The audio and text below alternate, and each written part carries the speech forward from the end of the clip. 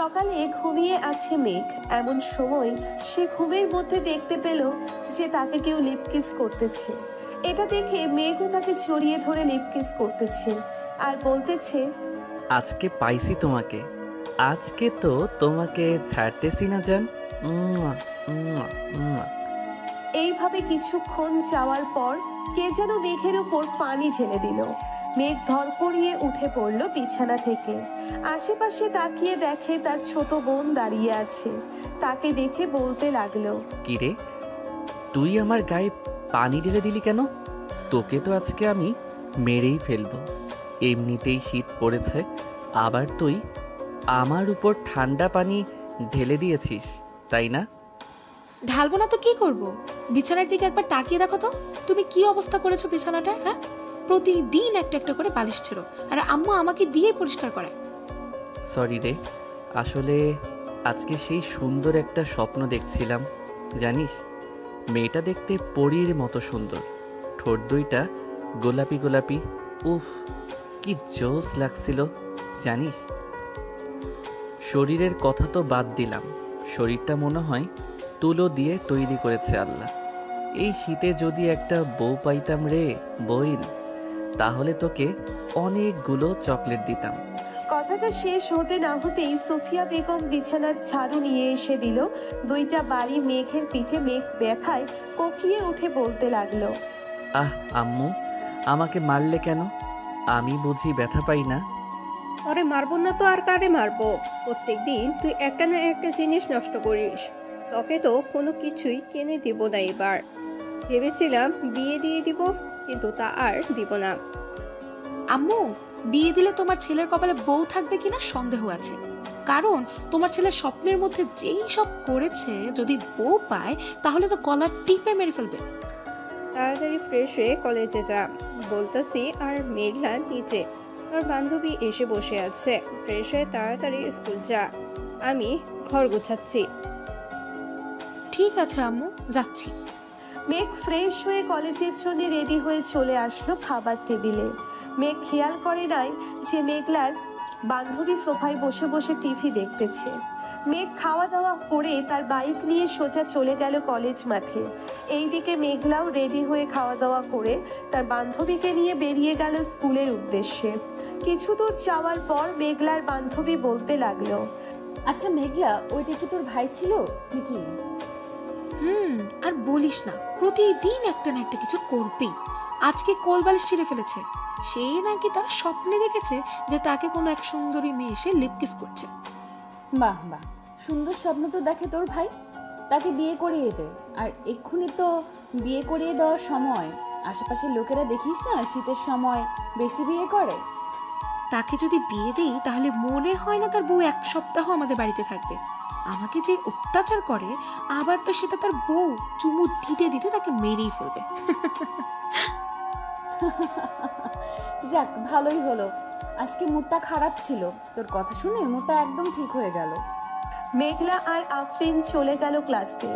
এইদিকে মেঘ তার বন্ধুদের কাছে এসে ব্যাগটা ছুঁড়ে মারলো প্রান্তর বুকে আর বলতে লাগলো, জীবনটা মনে হয় স্বপ্ন দেখে দেখেই পার করে দিতে হবে।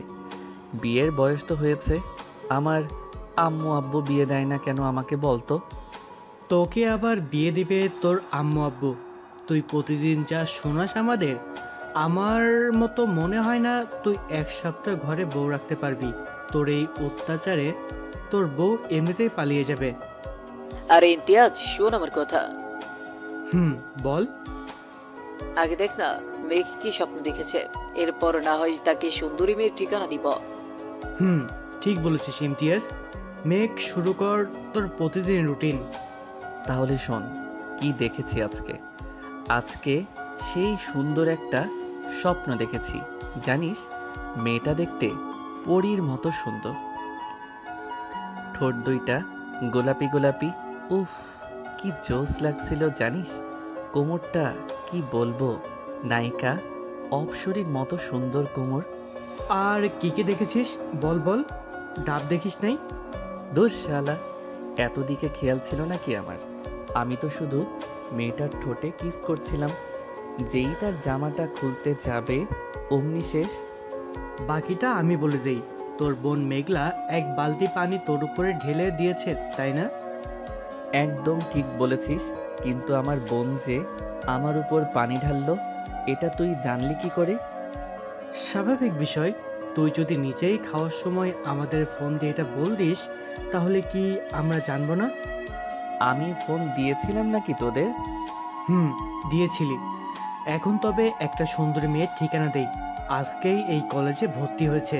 তুই যাকে নিয়ে প্রতিদিন সুন্দর স্বপ্ন দেখিস, এটাই হয়তো সেই মেয়ে। তাহলে দেরি করতেছিস, করেন এখনই দে, আমি তাড়াতাড়ি গিয়ে প্রপোজ করে আসি, পরে না হয় চুমু দিব লাইনে আসলে। ওই যে একটা মেয়ে দেখতেছিস না, একা দাঁড়িয়ে আছে বোরকা পরে, ওইটাই তো সুন্দরী পরী। তাড়াতাড়ি যা গিয়ে প্রপোজ করে দে, তা না হলে কিন্তু পরে দেখিস পাখি উড়াল দিবে। এখনই যাইতেছি, তোরা ভিডিও করে রাখ। ইমতিয়াজ তার ব্যাগ থেকে একটা ফুল বের করে দিল মেঘকে। এইদিকে মেঘ ফুলটা হাতে নিয়ে স্টাইল করে হাঁটতে হাঁটতে চলে গেল ওই মেয়েটার কাছে। আশেপাশে তাকিয়ে দেখে কেউ নেই, তাই মেঘ হাঁটু গেড়ে বসে প্রপোজ করতে লাগলো। আমি জানি না তুমি কোন রাজ্যের রাজকুমারী, আমি জানি না তোমার পরিচয়। আমি তোমাকে প্রতিদিন স্বপ্নে দেখি, তোমার ঠোঁটে কিস করি। তুমি কি হবে আমার রাজ্যের রাজকুমারী? তুমি কি হবে আমার মনের রাজকন্যা? আমি তোমাকে সুখে রাখবো। I love you. এটা বলে মেঘ চোখ খুলতেই দেখতে পেল একটা মহিলা বোরখা পরে দাঁড়িয়ে আছে এই জায়গায়। মহিলাটা মেঘের হাত থেকে ফুলটা নিয়ে বলতে লাগলো, আমি হব তোমার রাজ্যের রাজকুমারী। তুমি আমাকে ছেড়ে যেও না প্রিয়। আমি যে তোমার অপেক্ষা ছিলাম এতদিন। I love you too baby. Megh এটা দেখে তো দিল ভো দৌড়। এক দৌড়ে চলে আসলো তার বন্ধুদের কাছে। মেঘ আসতেই সবাই হাসাহাসি করতে লাগলো। ইমন, তোর প্ল্যানটা তো সেই ছিল রে। মেঘের অবস্থা দেখার মতো হয়েছে। শালারা, তোদের তো আজকে আমি মেরেই ফেলবো। তোরা সব জেনে বুঝে আমার সাথে এমন করেছিস, তাই না রে? আরে শালা, ওইটা তো আমাদের ক্লাসের রিধির মা। আমি কি জানতাম ওইটা রিধির মা হবে? আমি তো দেখেছি রিধি দাঁড়িয়ে ছিল, সবাই কথা বলতেছে। এমন সময় মহিলাটা এসে পিছন থেকে মেঘকে জড়িয়ে ধরে বলল, আমাকে রেখে কোথায় যাচ্ছ আমার আশিক? প্লিজ প্লিজ এখানে দাঁড়াও আশিক।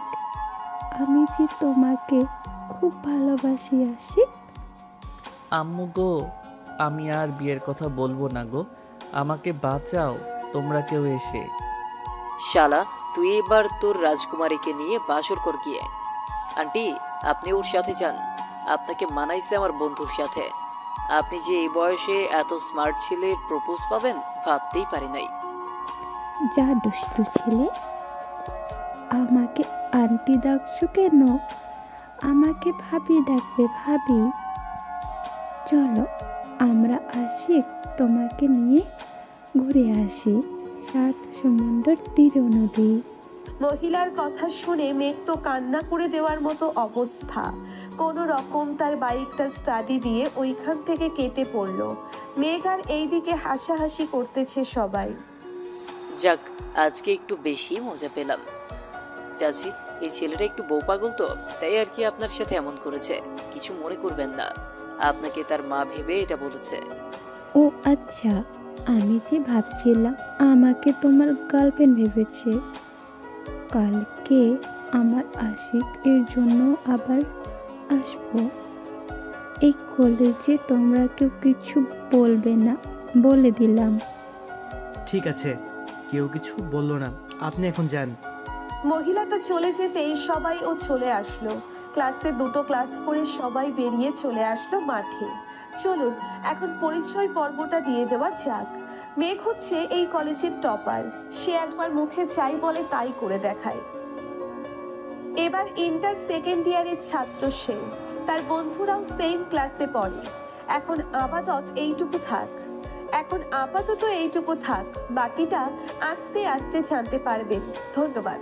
চলেন দেখি মেঘ এখন কোথায় আছে? বাইকটা নিয়ে সোজা চলে গেল কলেজের পিছনে। 2 ঘন্টা কাটতেই আবারও চলে আসলো কলেজের ভেতরে। এসে দেখে তার বন্ধুরা গাছ তলায় বসে আছে। তাদের কাছে গিয়ে জিজ্ঞেস করতে লাগলো, কিরে, মহিলাটা চলে গেছে নাকি? যাই নাই তো, তোর জন্য অপেক্ষা করতেছে, হয়তো লেকের পারে। তুই গিয়ে দেখা করে আয়। শালারা, তোরা সব জেনে বুঝে এই কাজ করেছিস, তাই না রে? তোর শালা, আমরা কি জানতাম ওটা রীতির আম্মু হবে? আমরা জানলে তো তোকে কখনোই পাঠাইতাম না। এখন এক কাজ কর, ক্লাস তো করবি না, চল কোথাও থেকে ঘুরে আসি। ঠিক আছে, চল তাহলে যাই। সবাই সবার বাইক নিয়ে চলে গেল নদীর পাড়ে। দুপুর 1টা বাজতেছে, সূর্যটাও উঠেছে। এখন সবাই নদীর পাড়ে বসে আড্ডা দিতেছে। এমন সময় ইমন বলতে লাগলো, মেঘ, সবাই কিছু কিছু করে টাকা দে, একটা বাংলা মদ নিয়ে আসি। আমি এসবে নাই। আমার আব্বু একবার জানতে পারলে আমাকে মেরেই ফেলবে। বাংলা মদ না এনে তাড়াতাড়ি আমার মনের মতো একটা মেয়ে বের কর, তাহলে এই শীতে আমার বিয়েটাও খেতে পারবি। তা তো পারবো, কিন্তু তোর মনের মতো মেয়ে খুঁজে পাবো কি করে? আমাদের একবার বল তো, তোর মনের মতো মেয়ে কিরকম হবে? আমার মনের মতো মেয়ে হবে চিকন, ঠোঁট দুটো গোলাপি গোলাপি, যাতে দেখলেই কামড় দিয়ে নিয়ে আসতে মন চায়। আর আমার থেকে একটু খাটো হলেই চলবে, দেখতে কিন্তু সুন্দরী হতে হবে। শালারা, দেখতে তো সুন্দরী হবে। তুই যা যা বলেছিস তাদের মধ্যে ছাড়া এইসব অন্য কারো মধ্যে থাকবে না, তাই না?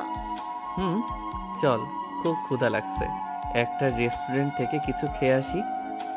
চল, আজকে মতিন মামার কালাভুনা দিয়ে খেয়ে আসি। শুনেছি কালাভুনাটা সেইভাবে রান্না হয়। চল।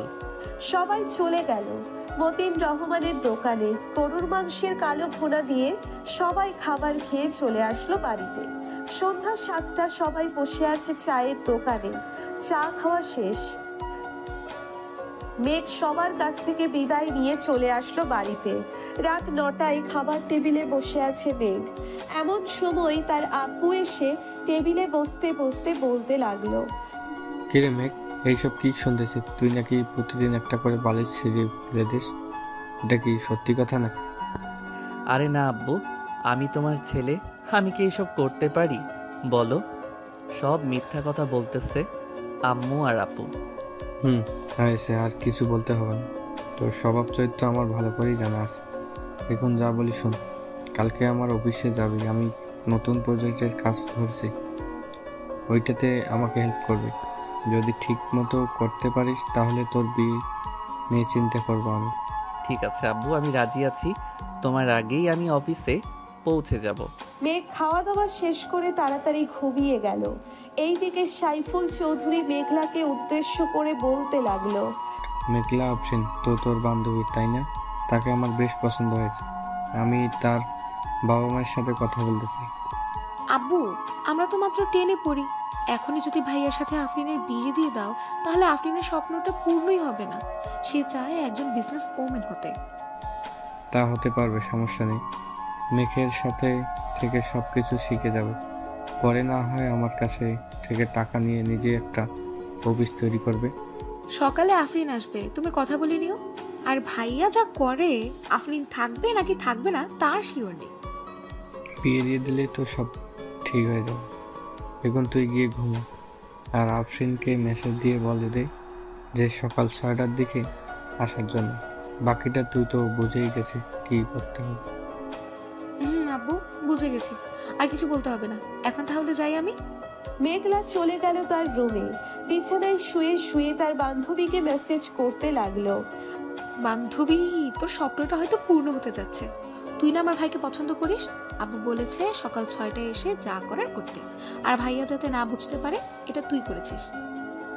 একদম চিন্তা করিস না, তোর ভাইকে এমনটা দিব বাপের জন্মেও আর এমন করবে না।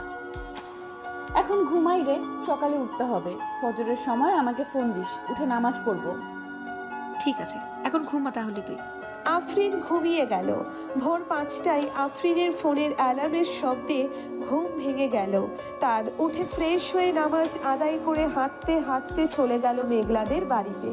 কলিং বেল দিতেই মেঘলা এসে দরজা খুলে দিল। কি রে, তাড়াতাড়ি চলে আসলি নাকি? ঘড়ির দিকে তাকিয়ে দেখ, 6:15 বাজে। আমাকে আসতে বলেছিল 6টায়। চল এখন তোর ভাইয়ের কাছে, দেখি আজকে কি স্বপ্ন দেখতেছে। চল, তাড়াতাড়ি বালিশ ছিঁড়ে ফেলার আগেই কিছু একটা করতে হবে। চল। দুইজন চলে গেল মেঘের রুমে। গিয়ে দেখে মেঘ বিড়বিড় করে কি যেন বলতেছে। চলুন শুনে আসি কি বলতেছে মেঘ। জান, এমন করো কেন? একটা লিপ কিস করো না। তোমার ওই গোলাপি ঠোঁটের একবার লিপ কিস করতে পারলেই হবে। মেঘলা, তুই তোর রুমে যা, আমি তোর ভাইকে দেখতেছি। আমি দেখতে চাই তুই কি করিস আমার ভাইয়ের সাথে। আমি চুপচাপ দাঁড়িয়ে থাকবো এইখানে, কোনো কথা বলবো না। ঠিক আছে, চুপচাপ দাঁড়িয়ে থাক। আফরিন তার ঠোঁট জোড়া মেঘের ঠোঁটের সাথে চেপে ধরতেই মেঘ আফরিনের ঠোঁটে কামড় দিয়ে ধরল। এইদিকে মেঘ আফরিনকে জড়িয়ে ধরে তার বুকের সাথে চেপে ধরে লিপ কিস করতেছে। এটা দেখে মেঘলার চোখ দুইটা রসগোল্লার মতো বড় হয়ে গেল। বেশ কিছুক্ষণ লিপ কিস করার পর আফরিন মেঘের বুকের উপর থেকে উঠে আস্তে আস্তে নেমে আসলো এই দিকে। মেঘ খুশি হয়ে বলতে লাগলো, ইস, এই রকম যদি প্রতিদিন লিপ কিস করিস তাহলে তো জান আমার আর বালিশ ছিঁড়তে হতো না। এখনই চলে যাবে কিনা জান? কি হলো, কথা বলতেছো না কেন? মেঘ ঘুমের মধ্যেই এসব বলতেছে। এইদিকে আফরিন আর মেঘলা তো হাসতে হাসতে শেষ। মেঘলা, আমি এখন বাসায় যাই রে। তোর ভাইকে উঠিয়ে কাজে পাঠা। আর যা যা বলবে আমাকে সব বলবি কিন্তু। ঠিক আছে, সব বলবো। এখন চল, তোকে দিয়ে আসি বাহিরে। চল। মেঘলা আর আফরিন চলে গেল নিচে। এইদিকে মেঘ ঘুম থেকে উঠে দেখে আজকে সে একটা বালিশও ছিঁড়ে নাই। তাই খুশি মনে চলে গেল ওয়াশরুমে। আয়নার সামনে দাঁড়াতেই দেখতে পেল যে তার ঠোঁটে লিপস্টিক লাগানো। শুধু ঠোঁটের না, গালে কপালে সব জায়গায় লিপকিসের দাগ। এটা দেখে মেঘ বলতে লাগলো, তাহলে কি আমার সেই অপসরই সত্যি এসেছিল আমার রুমে? ইয়াহু, আমার স্বপ্ন পূরণ হয়েছে। আজকে সবাইকে ট্রিট দিতে হবে।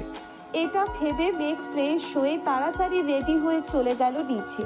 গিয়ে দেখে তার বাবা মা এবং বোন খাবার টেবিলে বসে আছে। মেঘকে দেখে মেঘলা বলতে লাগলো, কি ভাইয়া, আজকে তো দেখি তুমি অনেক খুশি। রাতে কি অপসরি এসেছিল নাকি? রে, আজকে সত্যি অপসরি এসেছিল। আমাকে লিপ কিস করেছে, ঠোঁটে মুখে গালে সব জায়গায় কিস করেছে। আমি আজকে অনেক খুশি। মেঘলা তার ভাইয়ের হাতে চিমটি কেটে বলতে লাগলো, ভাইয়া, আম্মু আব্বু আছে কিন্তু এখানে। আরে আমার রুমে আম্মু আব্বু আসবে কোথায় থেকে? মজা করতেছিস তাই না রে? মেঘ একবার চারিপাশ ঘুরে দেখে যে সে ড্রয়িং রুমে খাবার টেবিলে বসে আছে। এটা দেখে সে তার মাথায় গাঁটটা মেরে বলতে লাগলো, আব্বু আম্মু, আমি অফিসে গেলাম, আস্তে আস্তে রাত হবে। আরে মেঘ, খাবার খেয়ে যা না। না আম্মু, এখন খাবো না, আমার পেট ভরা আছে। এই বলে মেঘ চলে গেল অফিসে। এইদিকে মেঘলা সবার সাথে খাওয়া দাওয়া করে স্কুলের জন্য রেডি হয়ে চলে গেল 3 রাস্তার মোড়ে। গিয়ে দেখে আফরিন দাঁড়িয়ে আছে। ভালোই হলো, আমি ভাবছিলাম তোদের বাসায় যাব তোকে নিয়ে, এখন দেখি তুই এসে গেছিস। চল, এখন দেরি হয়ে গেছে এমনিতেই। দুইজন চলে গেল কলেজে। গিয়ে দেখে স্যার ক্লাসে ঢুকে পড়েছে। দুইজন স্যারের কাছে অনুমতি নিয়ে ক্লাসে প্রবেশ করলো। এইদিকে মেঘ অফিসে প্রবেশ করে দেখতে পেল সবাই সবার মতো কাজ করতেছে। তাই মেঘ সোজা চলে গেল তার বাবার কেবিনে। বসে বসে কিছু ফাইল দেখতেছিল। এমন সময় অফিসের ম্যানেজার আসলো আর বলতে লাগলো, স্যার, আমাদের অফিসে আজকে নতুন একটা প্রজেক্ট ডিল হবে প্রায় 200 কোটি টাকার উপরে। যদি এই ডিলটা ফাইনাল হয়ে তাহলে আমাদের অফিস আরও বড় হবে এবং দেশের বাইরেও এই অফিসটা নিয়ে আলোচনা করা হবে। তাই ভালোভাবে প্রেজেন্টেশন করতে হবে। এই নিন ফাইলটা, আপনি একবার দেখে নিন। ঠিক আছে, আপনি যান, আমি ফাইলটা দেখে নিতেছি। ম্যানেজার চলে গেল।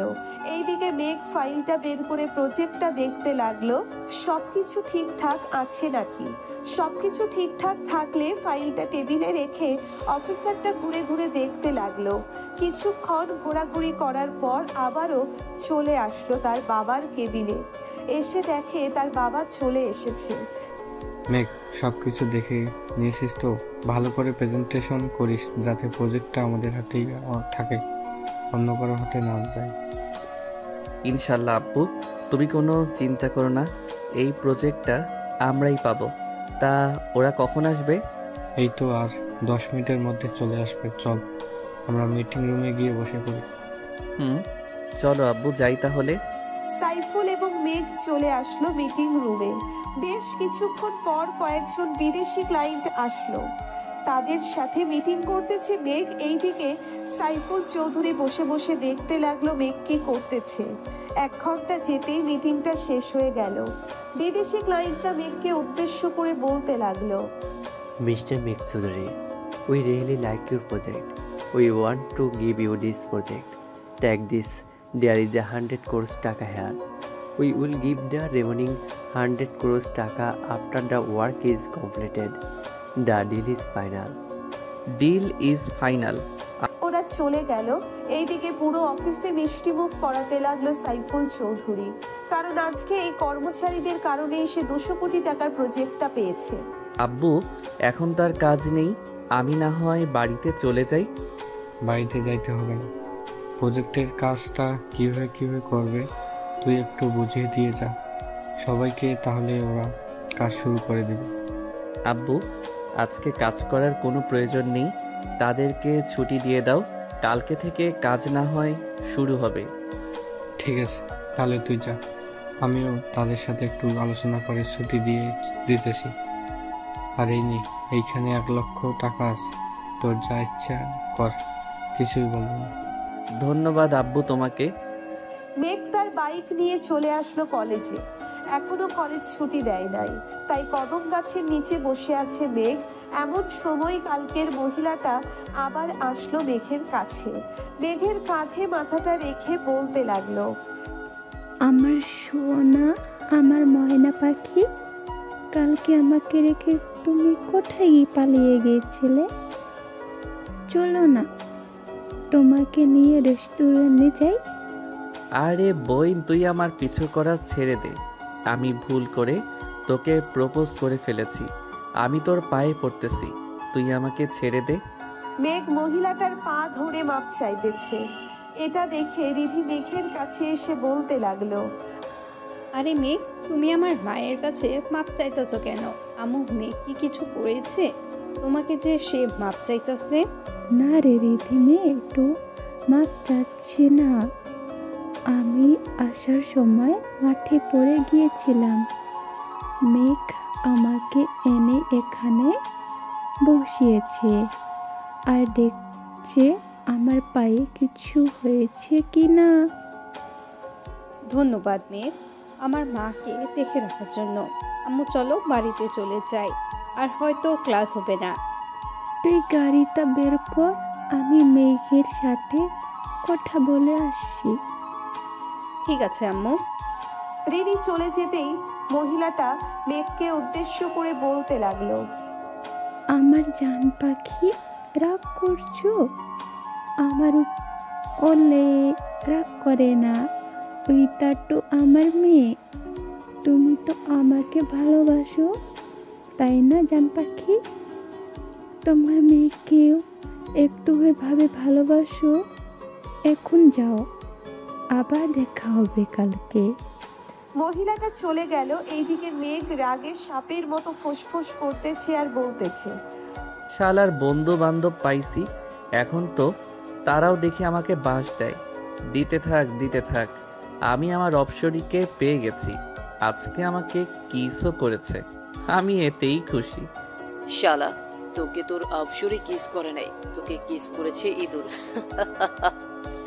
শালারা সত্যি আজকে আমার অপসরী কিস করেছে আমাকে, তা না হলে আমি কি আর এইখানে থাকি? চল, আজকে ট্রিট দিব। আজকে আমাদের বলবি না তোর অপসরি কি কি করেছে তোর সাথে? বলবো তো, আগে রেস্টুরেন্টে চল, এরপর না হয় আমি সব বলবো তোকে।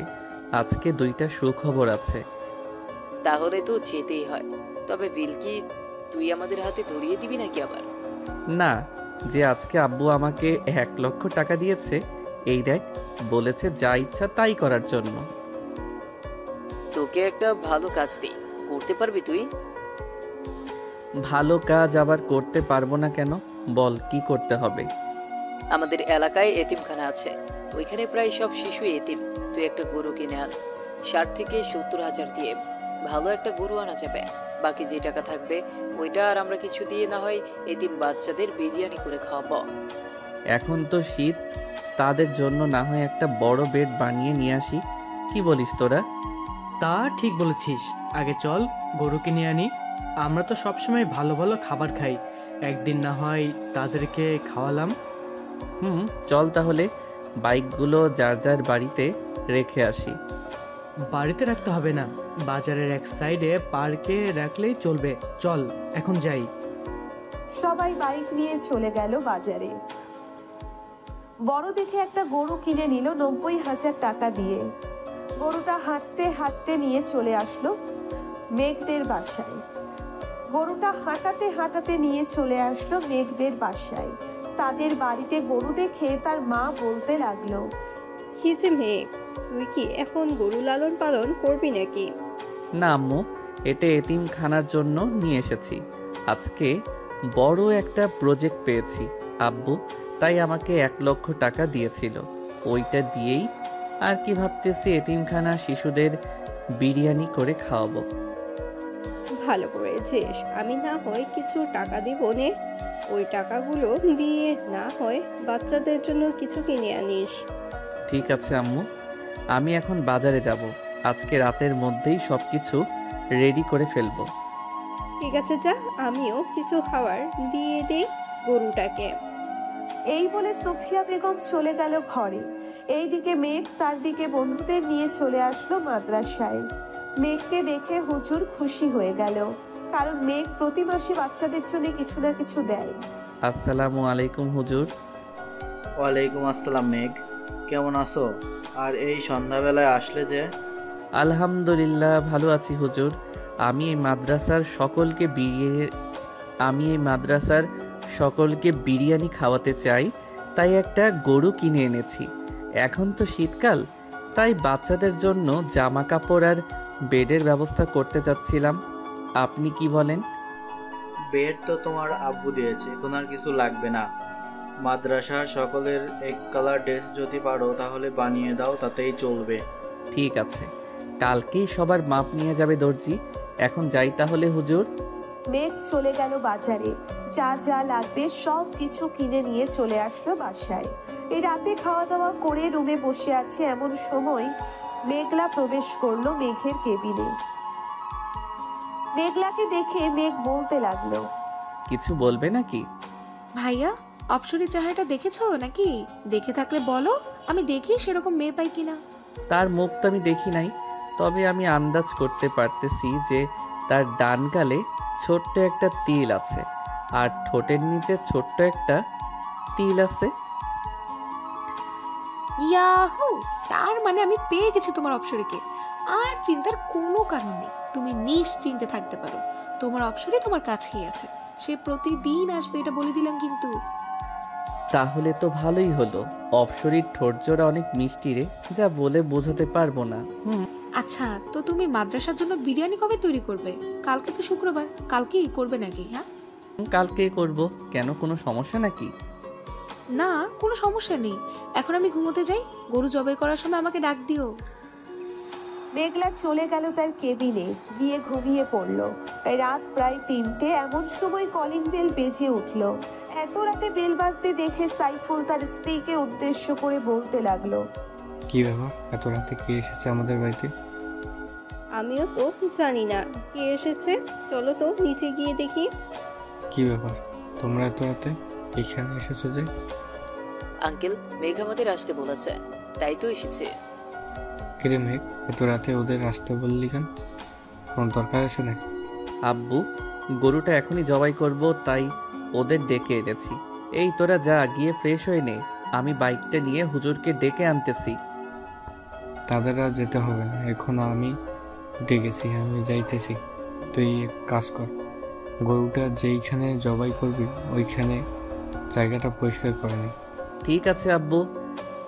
সবাই সবার কাজে লেগে পড়লো। এইদিকে মেঘলাও ঘুম থেকে উঠে গেছে। মেঘের সাথে মেঘলাও কাজ করতেছে।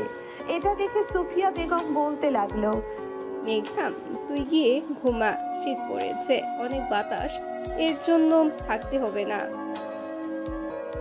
আমার কিছুই হবে না আম্মু, তোমরা কাজ করো, আমি তোমাদের জন্য চা আর কফি বানিয়ে নিয়ে আসছি। ঠিক আছে, যা তাহলে। মেঘলা চলে গেল। এইদিকে সকাল 7টার আগেই সবাই সবার কাজ শেষ করে ফেললো।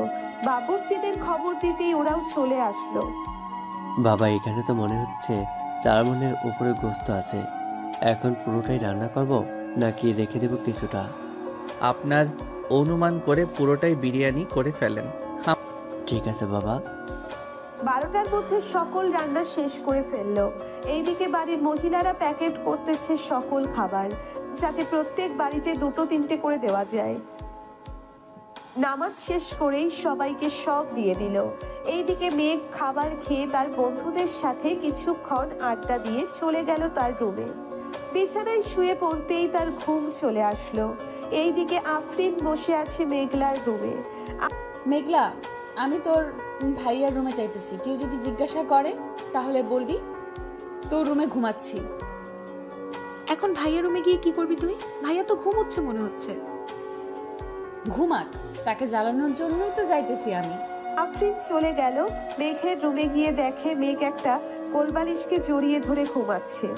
এটা দেখে আফরিন আস্তে আস্তে কোলবালিশটা মেঘের কাছ থেকে নিয়ে সোফায় রেখে আফরিন শুয়ে পড়ল মেঘের সাথে। এইদিকে মেঘ সুন্দর একটা গন্ধ পেল। আফরিনের শরীর থেকে গন্ধটা তার নাকে যেতেই বলতে লাগলো, আমার অপসরি, তুমি এসেছো। আমাকে একটু জড়িয়ে ধরো অপসরি, আমি তোমার ওই ঠোঁটের মৃদু স্বাদটা নিতে চাই। আফরিন কোনো কথা না বলেই মেঘের বুকে মাথা রেখে ঘুমিয়ে গেল। দেখতে দেখতে সন্ধ্যা হয়ে আসলো। আজানের শব্দ কানে আসতেই আফরিনের ঘুম ভেঙে গেল। মেঘের বুকের উপর থেকে উঠে আস্তে আস্তে রুম থেকে বের হয়ে চলে গেল মেঘলার রুমে।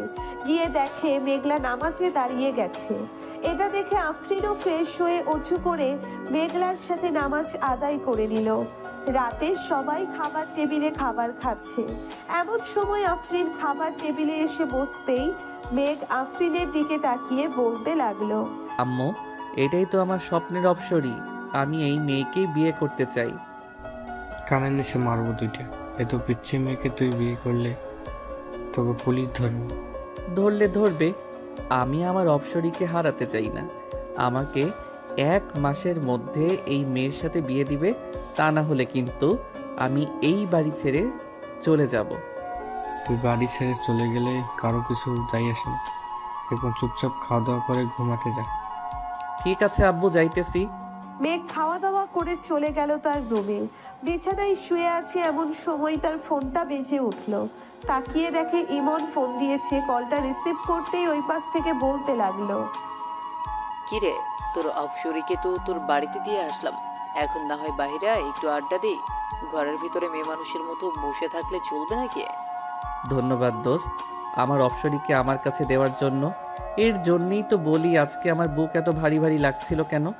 মনে হয় আমার অপসরি আমার বুকের উপর ঘুমিয়েছিল। দেখ, তোর ফোনে পিক পাঠাইছি, যখন তোরা দুইজনকে জড়িয়ে ধরে ঘুমোচ্ছিলে। শালারা, তোর আর ভালো হলি না, এইটাও পিক তুলতে হলো তোদের। আমরা তো আগে থেকেই ভালো ছিলাম, তুই আবার কোন ভালোর কথা বলছিস? থাক, তোরা আসতেছি আমি। মেঘ ফোনটা কেটে দিয়ে নিচে চলে আসলো। বাইকের চাবিটা নিয়ে সোজা চলে গেল 3 রাস্তার মোড়ে, কারণ ওইখানেই সবাই আড্ডা দেয়। মেঘ যেতেই ইমতিয়াজ বলতে লাগলো, ঘরে বউ পাইয়া আমাদের ভুলে গেছিস তাই না রে? আরে সালা, আমি তো এখনো বিয়েই করতে পারি নাই তাকে, আর তুই বলেছিস যে বউ পাইয়া তোদের ভুলে গেছি। আর একটা কথা, আমি তো আমার অপসরিকে দেখি নাই, তোরা দেখেছিস নাকি? আমরা দেখব কিভাবে, আমরা তো খুঁজে বের করে তোকে দিয়ে দিছি, তুই দেখে নিস তোর অপসরিকে। এখন চা খাওয়া আমাদের। সবাই চা খেয়ে রাত 10টা পর্যন্ত আড্ডা দিয়ে চলে আসলো বাসায়। এইদিকে আফরিন বসে আছে মেঘলার রুমে। দুইজনে বসে বসে তাদের স্কুলে যে লেখাগুলো দিয়েছে সেই লেখাগুলো লিখতেছে। এটা দেখে মেঘ চলে গেল মেঘলার রুমে। গিয়ে দেখে তার অপসরী মাথায় ওড়না দিয়ে লিখতেছে, কিন্তু তার মুখ দেখা যাচ্ছে না চুলের জন্য। এটা দেখে মেঘ বলতে লাগলো, এই যে মিস অপসরি, চুলগুলো একটু সরান্ত, দেখি আপনাকে মন ভরে। ভাইয়া আর একবার যদি ডিস্টার্ব করো তাহলে কিন্তু আমি আম্মুকে ডাক দিতে বাধ্য হব। আর ডাকতে হবে না, আমি চলে যাইতেছি। মিস অপসরি, লেখা শেষ হলে আমার রুমে আইসেন, দুইজন বসে গল্প করব। আম্মু! আরে যাইতেছি তো, এইভাবে ডাকতে হবে নাকি? থাক। তাড়াতাড়ি তোর রুমে যা, না হলে কিন্তু তোর অপসরীকে আবার তার বাড়িতে পাঠিয়ে দিব, তখন আর দেখতে পারবি না। পাঠানোর দরকার নেই, আমি আসবো না এই রুমে। এই বলে মেঘ চলে গেল তার রুমে। বিছানায় শুয়ে শুয়ে গেম খেলতেছে আর বলতেছে, আমার অপসরীকে আমার কাছ থেকে কেড়ে নিবে ওরা, তা কি করে হয়? আমি কখনোই হতে দিব না। আমার অপসরীকে আমার করেই ছাড়বো। এই সব বলতেছে মেঘ আর গেম খেলতেছে। রাত প্রায় 3টে। আফরিন মেঘের রুমে এসে দেখে মেঘ এখনো শুয়ে শুয়ে ফোন টিপতেছে। মেঘ দরজার দিকে তাকাতেই দেখতে পেল তার অপসরীকে। অপসরী, তুমি এসেছো? ভিতরে আসো। বাহিরে দাঁড়িয়ে আছো কেন? তুমি এত রাত অবধি ফোন টেপো কেন? তাড়াতাড়ি ঘুমাও, না হলে কিন্তু আমি চলে যাবো এই বাড়ি থেকে। কোথায় যাইতে হবে না তোমার অপসরী, তুমি এই বাড়িতেই থাকো, আমি এখনই ঘুমাচ্ছি। এই তো লক্ষ্মী ছেলের মতো কথা বললে তুমি। এখন তাহলে আমি গেলাম মেঘলার রুমে, আমি আবার আসবো একটু পর। যদি এসে দেখি তুমি না ঘুমাইছো তাহলে সকাল হলেই আমি চলে যাব। আফরিন চলে গেল মেঘলার রুমে। এইদিকে মেঘ ফোনটা রেখে ঘুমিয়ে গেল। প্রায় 30 মিনিট পর আফরিন আবার আসলো মেঘের রুমে।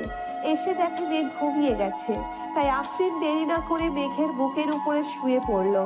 এইদিকে মেঘ তার অপসরীকে জড়িয়ে ধরে বলতে লাগলো, আগে কখনোই এমন হয় নাই অপসরী, তুমি আমার জীবনে আসার পর থেকে সবকিছু পাল্টে গেছে। আমি তোমাকে নিয়ে বেঁচে থাকতে চাই অপসরী, আমি তোমাকে নিয়ে বেঁচে থাকতে চাই। মেঘের মুখে এমন কথা শুনে আফরিন আলতো করে মেঘের ঠোঁট কামড়ে ধরে চুষতে থাকে আর বলতে থাকে, আমি ওই যে তোমাকে প্রথম দেখাই ভালোবেসে ফেলেছি মেঘ। যেই দিন তোমার বুকে মাথা রেখে ঘুমিয়েছি ওই দিনের পর থেকে আমি একা ঘুমাইতে পারি না, সব সময় মন চায় তোমার বুকেই মাথা রেখে ঘুমাই। আফরিন মনে মনে এইসব বলতেছে আর মেঘের ঠোঁট জোড়া ললিপপের মতো চুষে চুষে খাচ্ছে। বেশ কিছুক্ষণ পর মেঘ ও আফরিনের ঠোঁট জোড়া চুষে খেতে লাগলো। ফজরের আজান কানে ভেসে আসতেই আফরিন মেঘের উপর থেকে উঠে যেতে যাবে, এমন সময় মেঘ আফরিনের হাত ধরে টান দিয়ে আবার বুকের সাথে চেপে ধরলো আর বলতে লাগলো, কোথায় যাচ্ছ এখন? আর একটু শুয়ে থাকো অপসরী। আজান দিতেছে, নামাজ পড়বো, আপনিও উঠে নামাজ পড়ে আসেন। ঠিক আছে যাও, আমিও যাচ্ছি। আফরিন চলে গেল মেঘলার রুমে। গিয়ে দেখে মেঘলা উঠে পড়েছে। ভাইয়ার রুমে গিয়েছিলে নাকি? তোমার ভাইয়ের রুমে গিয়েছিলাম, চলো নামাজ পড়ে নেই দুজন। বেশি কথা না বলে দুইজন নামাজ আদায় করে নিল। সকালে মেঘ খাওয়া দাওয়া করে চলে গেল কলেজে। গিয়ে দেখে তার বন্ধুরা আগে থেকেই বসে আছে। মেঘকে দেখে ইমন বলতে লাগলো, কি রে, কি হয়েছে? তোকে আজকে এত খুশি খুশি লাগতেছে কেন? তোর অপসরী আদর করেছে নাকি? আদর মানে? অনেক আদর করেছে আমার অপসরী আজকে আমাকে। ওর ঠোঁট দুইটা এমনভাবে খাচ্ছিলাম মনে হয় কমলার চিড়ের মতো চুষে চুষে খাচ্ছিলাম। কি রে ইমতিয়াজ, তাহলে তো আমাদেরও লাইন লাগাতে হবে। আমার বন্ধু যখন এসব বলতেছে আমাদের তো লাউস লেগে গেছে। লালুস তো লাগবেই, আমার বউ হচ্ছে সবার থেকে সুন্দরী। এই তোর বউ আবার সবার থেকে সুন্দরী? ওই দেখ আসতেছে, তাড়াতাড়ি পালা গিয়ে, তা না হলে তোকে ধরে ফেলবে। মেঘ পিছনে ফিরতেই দেখতে পেল রিধির আম্মু আসতেছে, তাই মেঘ দৌড়ে চলে গেল ওয়াশরুমে। এইদিকে রিধির আম্মু সবার কাছে এসে বলতে লাগলো, কি ব্যাপার, আমার আশিককে না এইখানে দেখলাম, সে কোথায় গেছে? তাকে একটু ডাকে দাও, আমার আশিককে নিয়ে আমি লন্ডনে যাব ঘুরতে। চাচি, লন্ডনে না গিয়ে কক্সবাজারে চলে যান, ওইখানে আপনাদের কেউ ডিস্টার্ব করবে না। তাই টু যাবা, তোমার বন্দুককে বের করে দাও, আমার লাল মামুনিকে বের করে দাও। কোথায় আমার লাল মামুনি? আমার কাছে আসো। এই বলে রিধির আম্মু চলে গেল তার মেয়ের কাছে। এইদিকে মেঘ 3 তলা থেকে দেখতেছে গাছের নিচে রিধির আম্মু আছে নাকি। ওনাকে না দেখতে পেয়ে মেঘ নিচে চলে আসলো আর বলল, আমাকে তোরা কোথায় ফাঁসিয়ে দিলি বলতো? এই মহিলাটা তো আমাকে মেরেই ফেলবে। আমার অপসরি যদি জানতে পারে আমি এই মহিলাকে প্রপোজ করেছি, তাহলে তো আমার অপসরি আমার কাছ থেকে দূরে সরে যাবে। এটাই তো ভালো হবে। পরে আমি তোর অপসরীকে নিয়ে আসব, কি বলিস তোরা? ইমনের কথা শুনে সবাই হাসতে লাগলো। বেশ কিছুক্ষণ এইভাবে হাসাহাসি করলো সবাই। এমন সময় মেঘের ফোনটা বেজে উঠল। তাকিয়ে দেখে তাদের অফিসের ম্যানেজার ফোন দিয়েছে। মেঘ কলটা রিসিভ করতেই ওই পাশ থেকে ম্যানেজার বলতে লাগলো, স্যার, আপনার আব্বু গাড়ি অ্যাক্সিডেন্ট করেছে, আপনি তাড়াতাড়ি চলে আসেন এনকে মেডিকেল হসপিটালে। আমরা ওইখানেই স্যারকে ভর্তি করিয়েছি। ঠিক আছে, আমি এখনই আসতেছি। আর আপনি বাড়িতে জানায়েন না, কিন্তু বাড়িতে জানালে সবাই টেনশন করবে। ঠিক আছে স্যার, আমি জানাবো না। মেঘ ফোনটা কেটে দিয়ে তার সকল বন্ধুদের নিয়ে চলে আসলো। হাসপাতালে এসে দেখে ম্যানেজার অপারেশন থিয়েটারের বাহিরে দাঁড়িয়ে আছে। মেঘকে দেখে ম্যানেজার বলতে লাগলো, স্যারের মাথায় একটু আঘাত পেয়েছে, তাই হাত কিছু কাজ ঢুকে গিয়েছে, এগুলো বের করতেছে ডক্টর। এর বেশি কিছু হয় নাই তো আব্বুর? না, এর বেশি কিছু হয় নাই। পিছন থেকে একটা গাড়ি এসে স্যারের গাড়িতে মেরে দিয়ে চলে গিয়েছে। ইমন, খোঁজ লাগাতো কার গাড়ি ছিল ওইটা। পুলিশ সব কিছু দেখতেছে, কাউকে কোথাও যাইতে হবে না। ঠিক আছে। আর আব্বুর সাথে তো সব সময় আপনি থাকতেন, তাহলে আপনি যান নাই কেন আব্বুর সাথে? আমিও যাওয়ার জন্য গাড়িতে উঠছিলাম, পরে স্যার বলতেছে ভুলে ফাইলটা তার কেবিনে ফেলে এসেছে। আমি এইটা নিয়ে এসে দেখি স্যার চলে গিয়েছে। পরে ফোন দিতেই জানতে পারি যে স্যারের অ্যাক্সিডেন্ট হয়েছে। ও আচ্ছা। সবাই কথা বলতেছে এমন সময় ডাক্তার অপারেশন থিয়েটারের ভিতরে থেকে বের হয়ে বলতে লাগলো, তেমন বেশি আঘাত পায় নাই। আমরা ওনাকে ড্রেসিং করে দিয়েছি আর কিছু ওষুধ দিয়েছি, ওইগুলো খাইলেই ইনশাল্লাহ ঠিক হয়ে যাবে। আব্বুকে কি আজকেই বাড়ি নিয়ে যাইতে পারবো নাকি এইখানে রাখবেন কয়েকদিন? তেমন বেশি আঘাত পায় নাই, তাই এখানে রেখে কি করবেন? তার চেয়ে বাড়িতে নিয়ে যান, সবার সেবা যত্ন পেয়ে তাড়াতাড়ি সুস্থ হয়ে উঠবে। ঠিক আছে স্যার। ম্যানেজার আঙ্কেল, আপনি হাসপাতালের বিলটা দিয়ে অফিসে চলে যান, আর যদি কোনো কিছু দরকার হয় তাহলে আমাকে ফোন দিবেন, আমি গিয়ে সমাধান করে আসবো। স্যার, আজকে একটা মিটিং ছিল, এই মিটিং তো স্যার করতে পারে নাই। আমি ওনাদেরকে জানিয়ে দিয়েছি, ওনারা বলেছে কালকে মিটিং করবে সকাল 10টায়, আপনি চলে আসেন। ঠিক আছে, এখন তাহলে আমি যাই। মেঘ তার আব্বুকে নিয়ে চলে আসলো বাড়িতে। কলিং বেল দিতেই মেঘলা এসে দরজা খুলে দিল। তার বাবার এমন অবস্থা দেখে কান্না করে দিল মেঘলা। এটা দেখে সাইফুল বলতে লাগলো, আরে মেঘলা, কান্না করছিস কেন? আমার তো কিছু হয়নি, সামান্য একটু ব্যথা পেয়েছি। তোমাকে বারণ করে সত্ত্বেও তুমি কেন অসুস্থ শরীর নিয়ে অফিসে গেছো ভাইয়া? কে বললে বুঝি ভাইয়া যাইতে পারতো না? তোমাকে বারণ করা সত্ত্বেও তুমি কেন অসুস্থ শরীর নিয়ে অফিসে গেছো ভাইয়া? কেউ বললে বুঝি ভাইয়া যেতে পারতো না? যাইতে তো পারতো, কিন্তু মিটিংটা আমার করার কথা ছিল, তাই তো তোর ভাইকে যাইতে দেয়নি। এখন তো আমি অসুস্থ, সব কিছু তোর ভাইকেই দেখতে হবে। মেঘ, আমাকে রুমে দিয়ে আয়। আব্বু চলো। মেঘ তার আব্বুকে রুমে দিয়ে আসলো। বিকাল 5টায় মেঘ চলে আসলো। অফিসে এসে দেখে সবাই এক জায়গায় দাঁড়িয়ে আছে। এটা দেখে মেঘ বলতে লাগলো, কি ব্যাপার, তোমরা এখানে দাঁড়িয়ে আছো কেন? কোনো সমস্যা হয়েছে? আমার কি? স্যার, আমাদের একজন কর্মী মারা গিয়েছে, ওনাকে আমরা বাঁচাতে পাই নাই। কিভাবে মারা গিয়েছে আর তোমরা কোথায় ছিলে সবাই? এতগুলো মানুষের মধ্যে থেকে একজন মানুষ মারা যায় কিভাবে? স্যার, আমরা আমাদের কাজ করছিলাম, পরে দেখতে পাই আব্দুল্লাহর শরীরে কারেন্টের শক লেগেছে। এটা দেখে আমরা সবাই তাকে ছাড়িয়ে অনেকক্ষণ মারার পর যখন ঠিক হচ্ছিল না, তখন আমরা তাকে হাসপাতালে নিয়ে যাই। ওইখানে ডাক্তার বলেছে রোগী মৃত। এখন ওনার পরিবার চলবে কি করে? আমাদের অফিসে কেন আছে? আমরা তার পরিবার চালাবো। তার বাড়িতে কে কে আছে কেউ জানলে আমাকে বলো। স্যার, ওনার বাড়িতে একটা ছেলে আছে, 18 বছরের মতো হবে। আর ওনার লাশ কি করব আমরা এখন? কিছু করতে হবে না, তার লাশ আমি নিয়ে যাব তাদের বাড়িতে। তোমরা সবাই আবার কাজ শুরু করো। আমি আব্বুর সাথে কথা বলতেছি, দেখি আব্বু কি বলে। ঠিক আছে স্যার, আপনি কথা বলেন, আমরা কাজ করি তাহলে। সবাই কাজ করতেছে। মেঘ তার বাবার সাথে কথা বলে ব্যাংক থেকে 3 লক্ষ টাকা তুলে নিয়ে চলে গেল ওই লোকটার বাড়িতে। লোকটার পুরো পরিবার কান্না করতেছে। এটা দেখে মেঘের চোখেও পানি চলে আসলো। টাকাগুলো লোকটার স্ত্রীর হাতে দিয়ে তাকে বলতে লাগলো, এইটা আমাদের অফিসের কার্ড। আপনার ছেলেকে কালকে অফিসে পাঠাবেন, ওর চাকরি হয়ে যাবে। ঠিক আছে স্যার, আর এই টাকাগুলো নিয়ে যান। আমাদের টাকা লাগবে না, আপনার বাবা আমাদেরকে অনেক কিছু দিয়েছে। এই টাকাগুলো আমার বাবাই আপনাদেরকে দিতে বলেছে, তাই তো আমি দিয়েছি।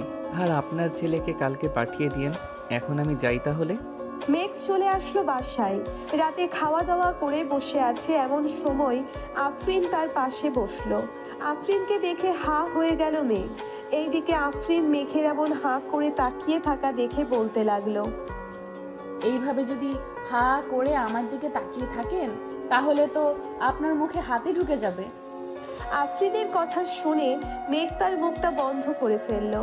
সবাই বসে আছে, কথা বলতেছে। এমন সময় সাইফুল বলতে লাগলো, আফরিন, তোমাদের পরীক্ষা শেষ হবে কবে? আমাদের পরীক্ষা তো সামনের মাসে শুরু হবে, শেষ হবে এর পরের মাসে। হঠাৎ এই কথা জিজ্ঞেস করলেন যে? আমার ছেলের অবস্থা তো দিন দিন খারাপ হয়ে যাচ্ছে, তাই তোমাদের পরীক্ষার পর 2 পরিবার মিলে বিয়ে দিয়ে দেবো। ও আচ্ছা, মেঘলা চলো আমরা ঘরে যাই, আমাদের পড়া আছে। চলো। মেঘ, আমি তো অফিসে যাইতে পারবো না। এখন থেকে তোকে অফিস দেখাশোনা করতে হবে। কলেজে তো যাস আর আসিস, কলেজে না গেলে চল কিছুদিন। আমি সুস্থ হলে এরপর না হয় কলেজ যাস। ঠিক আছে আব্বু, তোমরা থাকো তাহলে। আমি ঘুমাতে গেলাম, সকালে আবার মিটিং আছে, ওইটা নিয়ে কথা বলতে হবে ক্লায়েন্টের সাথে। যা। আর এই নেই পেন ড্রাইভ, এটার ভিতরে সব কিছুই আছে। কাজটা কিভাবে বুঝতে হবে তুই একবার দেখলে আশা করি বুঝে যাব, আমাকে আর বোঝাতে হবে না। আব্বু। মেঘ চলে গেল তার রুমে। গিয়ে দেখে আফরিন বসে আছে। মেঘকে দেখে এক সাইডে গিয়ে বসে পড়লো আফরিন। মেঘ একবার আফরিনের দিকে তাকিয়ে তার ল্যাপটপটা নিয়ে বসে বসে কাজটা দেখতে লাগলো। এইদিকে আফরিন এক পলকে তাকিয়ে আছে মেঘের দিকে। এটা মেঘ খেয়াল করে, তাই আফরিনের উদ্দেশ্য করে বলতে থাকে, কিছু বলবে নাকি এইভাবে তাকিয়ে আছো যে? আমি আপনার কোলে বসতে চাই, আপনি কাজ করবেন আর আমি দেখব। ঠিক আছে, আগে দরজাটা বন্ধ করে আসো, এরপর না হয় বইসো। আফরিন দরজাটা বন্ধ করে এসে মেঘের কোলে বসে পড়ল। এইদিকে মেঘ আফরিনকে জড়িয়ে ধরে কাজ করতেছে। এটা আর আফরিন বারবার মেঘের ঠোঁটে, গালে, কপালে কিস করতেছে। এই তোমার এই দুইটা এত ছোট কেন? ছোট থাকবে না তো বড় থাকবে নাকি? আমি নিজেই তো ছোট মানুষ, আবার আমার জিনিস বড় হবে কি করে? একবার বিয়েটা হতে দাও, দেখবে সুর সুর করে বড় হয়ে যাবে। যা দুষ্টু কোথাকার, আমার বুঝি লজ্জা করে না এসব শুনে? ওরে আমার লজ্জাবতী রে, যখন আমি ধরবো তখন লজ্জা করবে না বুঝি?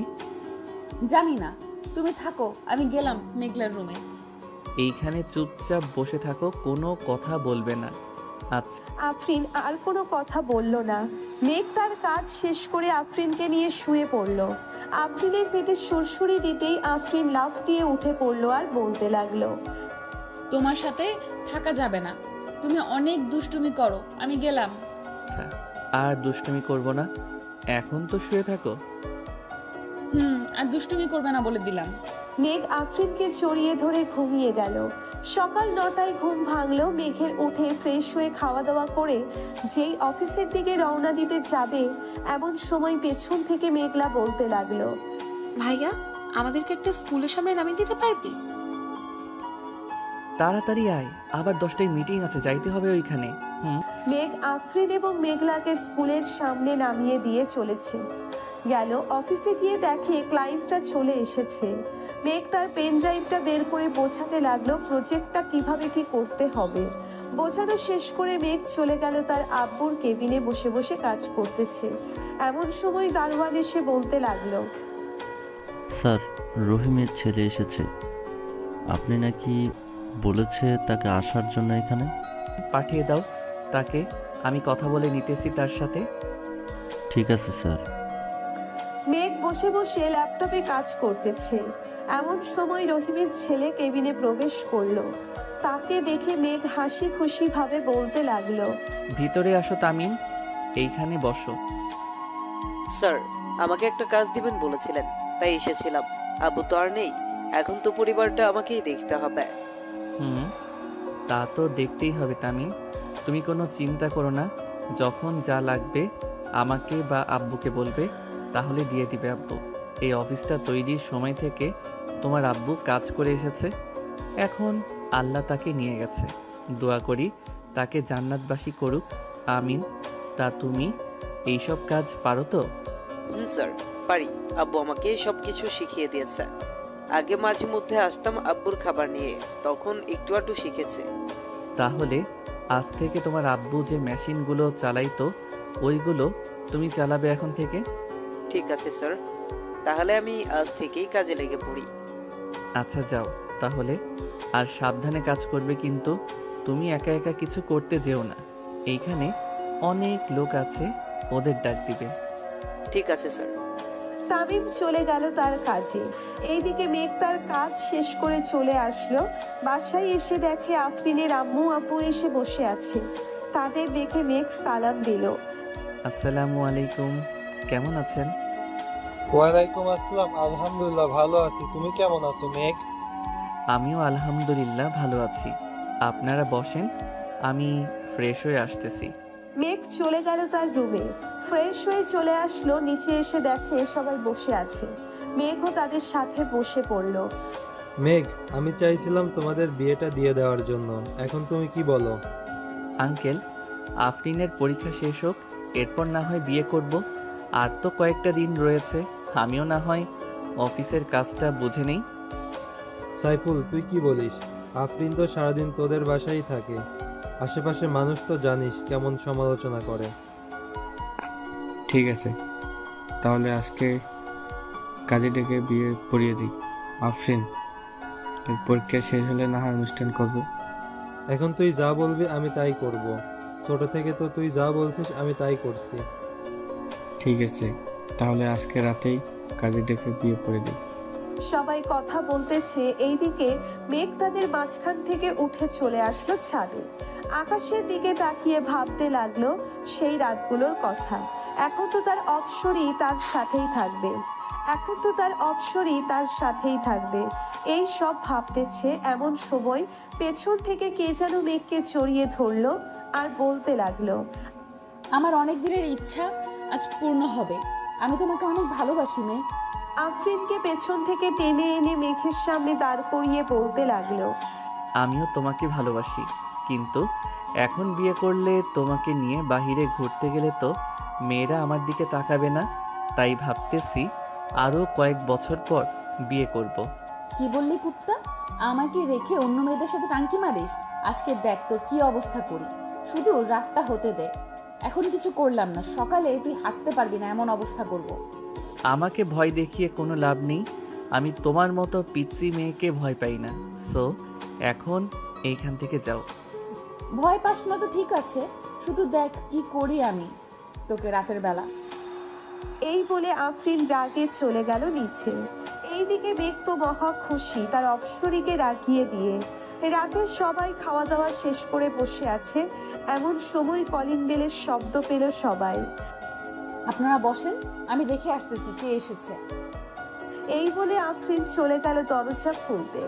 দরজাটা খুলতেই দেখতে পেল কাজী সাহেব দাঁড়িয়ে আছে। ওনাকে সালাম দিয়ে ভিতরে নিয়ে আসলো আফরিন। সবাই বসে আছে সোফায়। এমন সময় কাজী বলতে লাগলো, কার বিয়ে হবে তাদের আইডি কার্ড বা জন্মের নিবন্ধনটা নিয়ে আসেন। কাজী সাহেব, মেয়ের বয়সটা একটু কম, আপনি বিয়ে পড়িয়ে দিয়ে যান। যদি কোনো সমস্যা হয় আমি দেখে নেব। দেখুন, এটা তো আইনগত অপরাধ। মেয়ের বয়স 18 না হলে বিয়ে দেওয়া। আচ্ছা, আপনি আনেন, সব কিছু আমি দেখে নিচ্ছি। সবকিছু নিয়ে দিতেই কাজী সাহেব তার খাতায় যা যা লেখার দরকার তা লিখে নিল। কিছুক্ষণের মধ্যে সকল নিয়ম কানুন মেনে মেঘ তার আফরিনের বিয়েটা হয়ে গেল।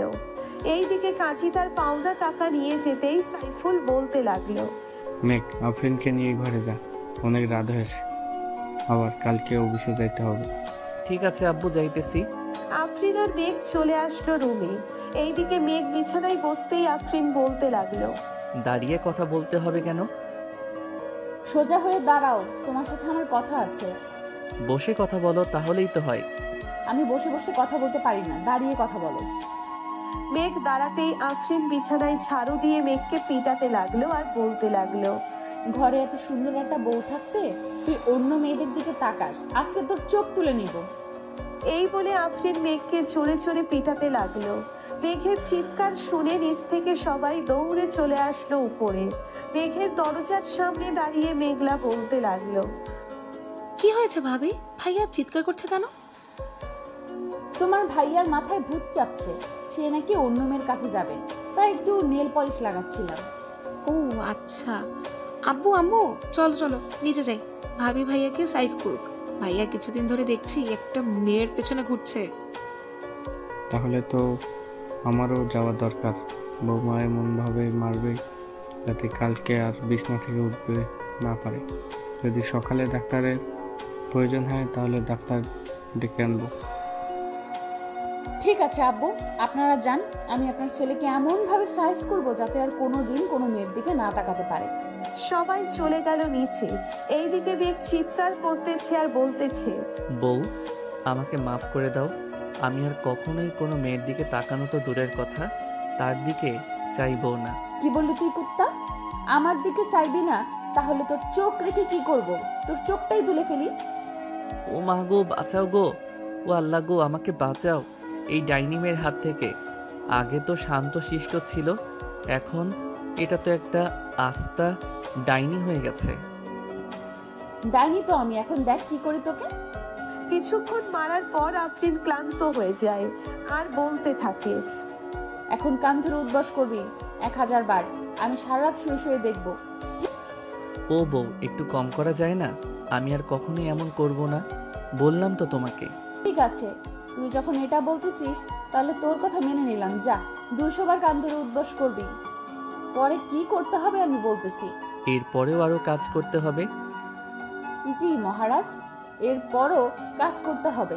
এখন তাড়াতাড়ি উঠবস করতে থাকেন তো। মেঘ উঠবোস করতে লাগলো। 200 বার কান ধরে উঠবোস করতে করতে তার হাঁটু যেন খুলে পড়ে যাবে এমন অবস্থা। কান ধরে উঠবোস করা শেষ হতেই কোনো রকম বিছানায় গিয়ে বসলো আর বলতে লাগলো, ওই অপসরি, এখন তো মাফ করো আমাকে, আমি যাই এখন ছাদে। কোথাও যাইতে হবে না, এখানে চুপচাপ বসেন, আমি নিচ থেকে আপনার জন্য খাবার নিয়ে আসতেছি। এতক্ষণ মারার পর হয়তো আপনার পেটের খাবার হজম হয়ে গেছে, আবার তো কান ধরে উদ্বাস করেছেন, এতে তো আরো বেশি। এই বলে আফরিন চলে গেল। নিচে গিয়ে দেখে মেঘলা একলা একলা মুভি দেখতেছে আর চিপস খাচ্ছে। মেঘলাকে দেখে আফরিন বলতে লাগলো, কি ব্যাপার, তুমি এখনো জেগে আছো যে? ঘুমাবে না নাকি? ঘুমাবো তো, মুভিটা শেষ হলেই ঘুমোতে চলে যাব। তার আগে আমাকে একটা কথা বলো, ভাইয়ের কি অবস্থা? সকালে কি অ্যাম্বুলেন্স আনতে হবে?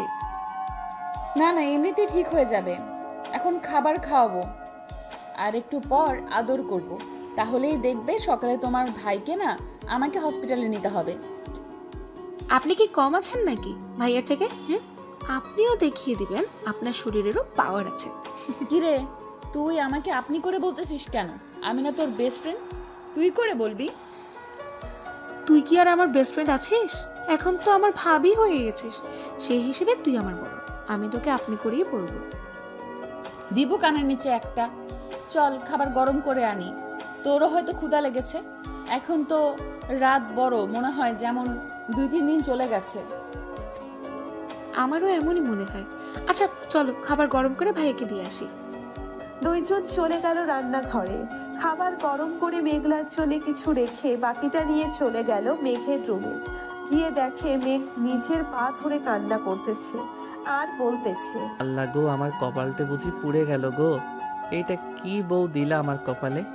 এখন তো আমাকে যখন তখন মারবে, আমি কিছুই করতে পারবো না। একদম ঠিক ধরেছ, আমি তোমাকে যখন তখন মারবো, কিন্তু তুমি আমার কিছুই করতে পারবে না। আমাকে যেমন মারবে তেমন আমিও তোমাকে মারবো। পরে বসে বসে শুধু কান্না করা ছাড়া আর কোনো উপায় নেই তোমার। এই দেখো, আমি এক চুমুকি 1 গ্লাস দুধ খেয়ে নিতে পারি। So, এখন বুঝে নাও আমার শরীরে কত শক্তি আছে। বুঝে গেছি, তোমার শরীরে অনেক শক্তি আছে। এখন আমাকে খাবার দাও, খুব ক্ষুধা লাগছে। মেঘ খাওয়া দাওয়া করে বিছানায় শুয়ে পড়ল। এইদিকে আফরিন থালা বাসনগুলো নিচে রেখে চলে গেল। উপরে গিয়ে দেখে মেঘ বিছানায় চিৎপটাং শুয়ে আছে। এটা দেখে আফরিন আবার হাতে ঝাড়ু নিতেই মেঘ বিছানা থেকে লাফ দিয়ে সোফায় এসে বসে পড়ল আর বলতে লাগলো, সরি, আর কখনোই বিছানায় শুয়ে থাকবো না। তুমি একাই বিছানায় শুয়ে থাকো। আমি বিছানায় শুয়ে তো থাকবো, কিন্তু আমাকে বাবু গিফট তো করবে তুমি। তাড়াতাড়ি আসো, তা না হলে আবার কিন্তু শুরু করব তোমার উপর অত্যাচার। কিন্তু আমি তোমাকে বাবু গিফট করব কিভাবে? আমি তো এই সবের কিছুই বুঝি না। কি বললি তুই কুত্তা?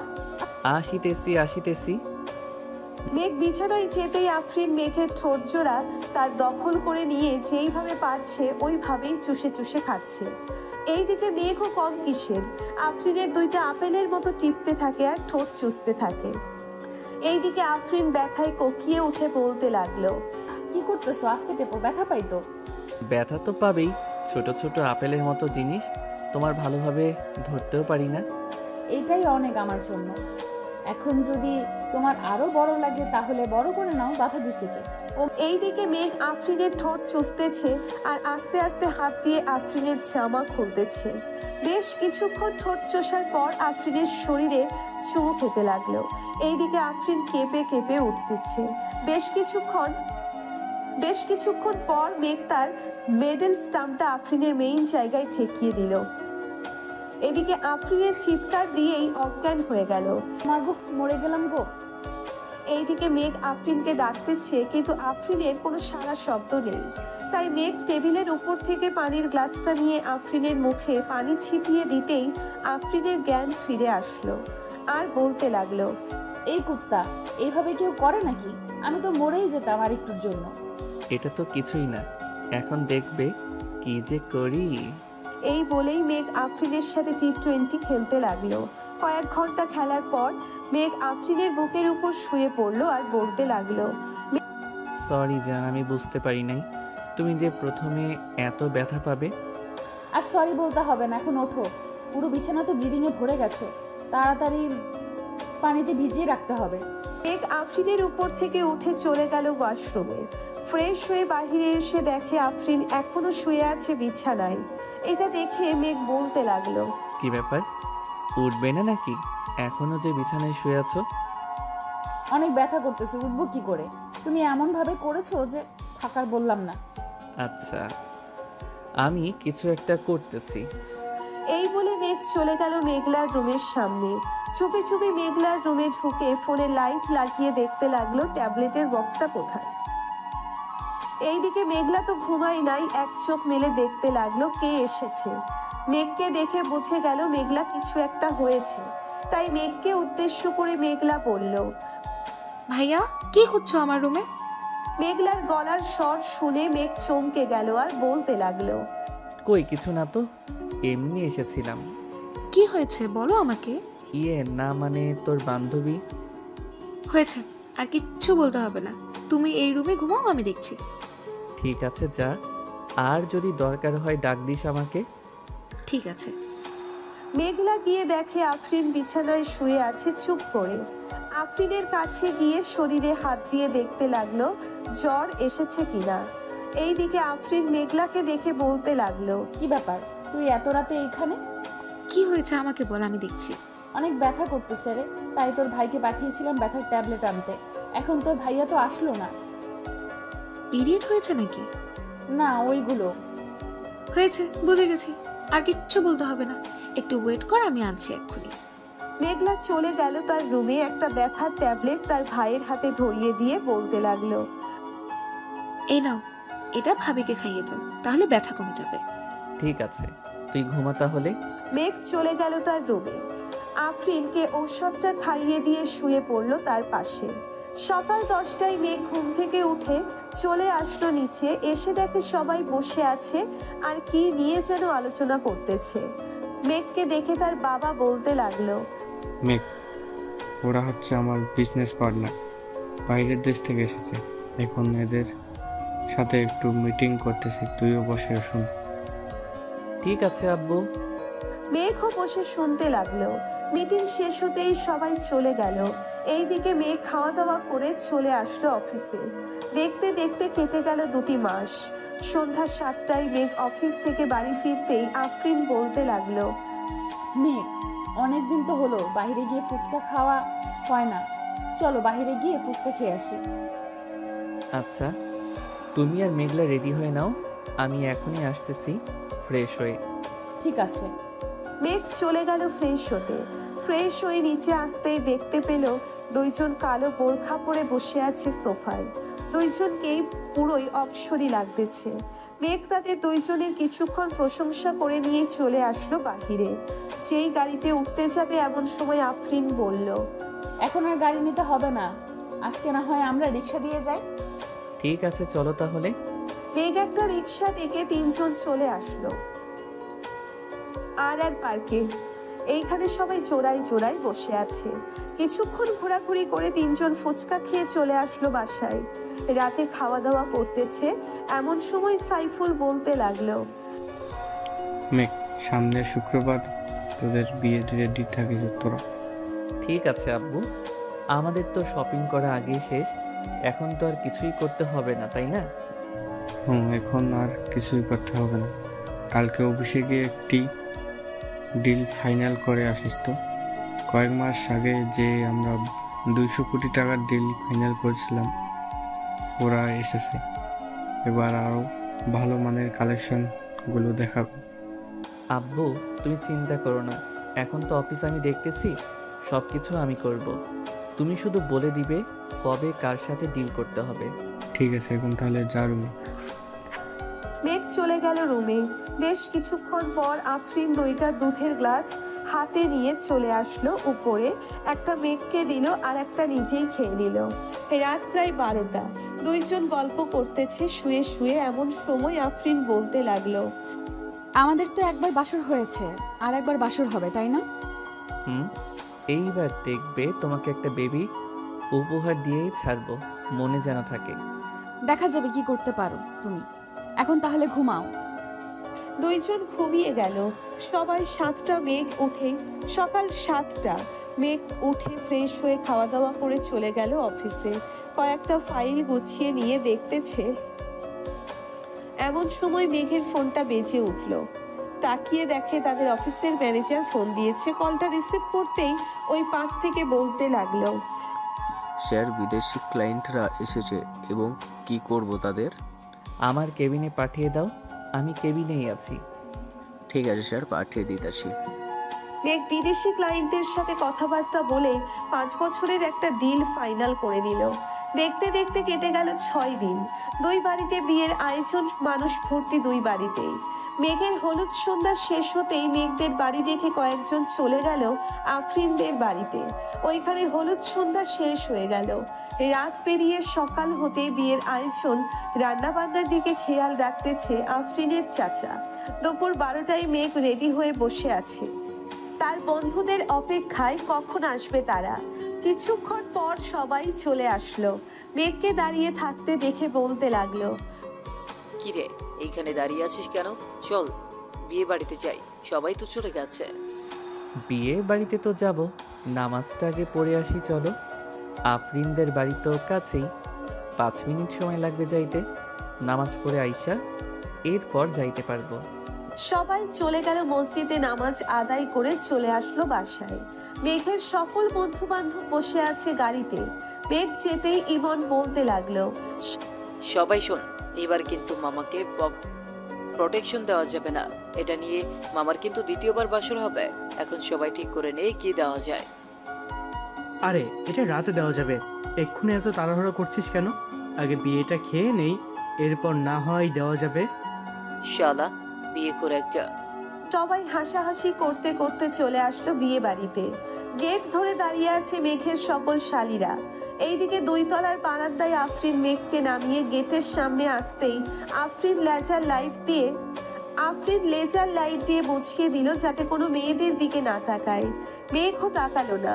খাওয়া দাওয়া শেষ করে আগের সকল নিয়ম মেনে আফরিনকে নিয়ে চলে আসলো বাসায়। দুজন এর আগে বিয়ে করিয়ে দিয়েছে, তাই আর কাজই ডাকে নাই। রাতে সবাই বসে আছে ছাদে।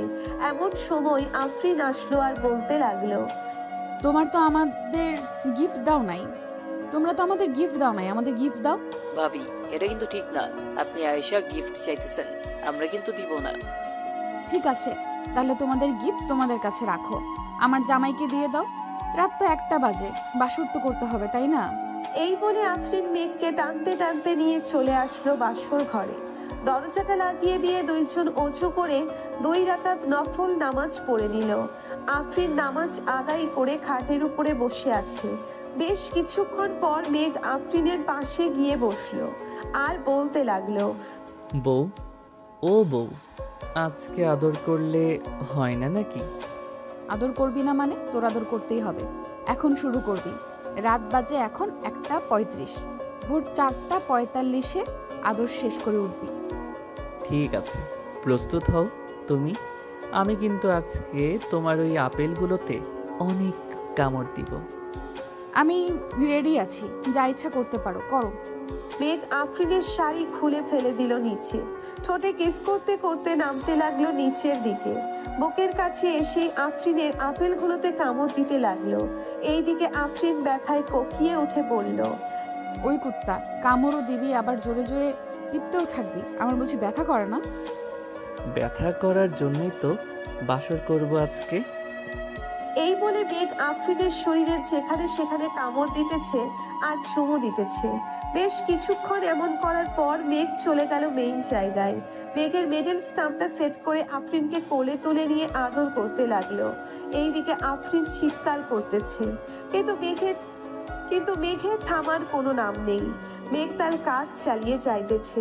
দুইজন রোম্যান্স করতে থাকুক, এখন আমরা বিদায় নিই। আজকের গল্পটা এই পর্যন্তই। আবারও দেখা হবে নতুন কোনো গল্পে। ধন্যবাদ।